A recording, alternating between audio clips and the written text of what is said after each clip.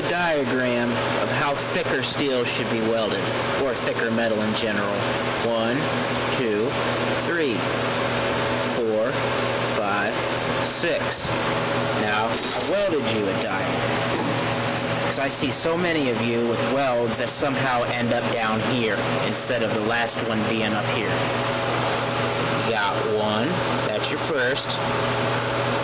2, that's your second. 3, that's your third. That'll end your triple pass. Then you start back at the bottom. 1, 2, 3. 1, 2, 3, 4, 5, 6. Hope that helps.